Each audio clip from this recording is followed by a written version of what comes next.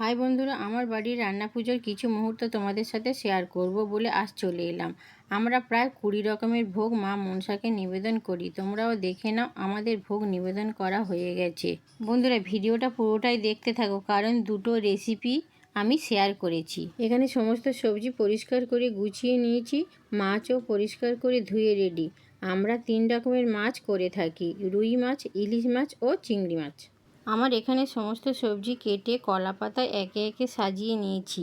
এদিকে রান্নার জন্য যা কিছু নিয়ম করতে হয় সমস্ত নিয়ম করা হয়েছে। আমাদের রান্না পুজোতে অনেক কিছু ভাজা তরি তরকারি হয়, কিন্তু আমাদের পিঠে নেই। হ্যাঁ, তোমাদের কাদের কাদের পিঠে আছে আমাকে কমেন্ট করে জানাবে।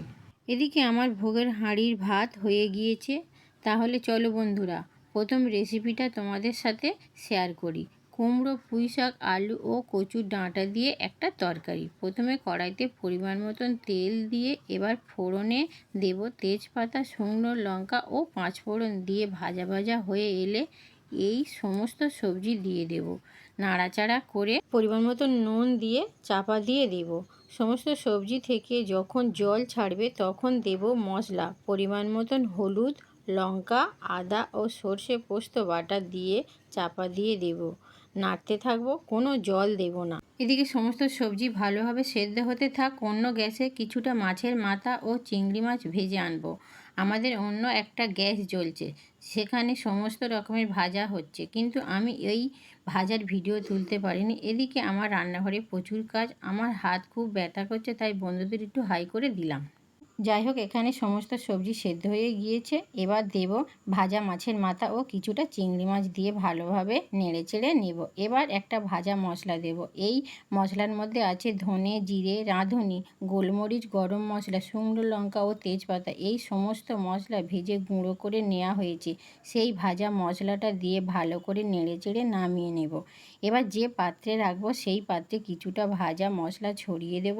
এবার কিছুটা তরকারি দিয়ে আবার ভাজা মশলা দেব। এইভাবে তরকারিটা সাজিয়ে নেব। বন্ধুরা, আমার এই রান্না পূজার মাছের মাথা দিয়ে কুমড়ো পুঁইশাকের তরকারির রেসিপিটা তোমাদের কেমন লাগলো? এবার চলো বন্ধুরা, দ্বিতীয় রেসিপিটা তোমাদের সাথে শেয়ার করি।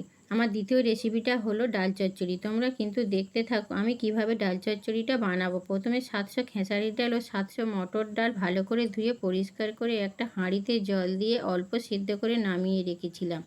এবার কড়াইতে পরিমাণ মতন তেল দিয়ে ফোড়নে দেব 2টো কাঁচা লঙ্কা, 4টে শুকনো লঙ্কা, কয়েকটা তেজপাতা ও কিছুটা 5 ফোড়ন দিয়ে দেব।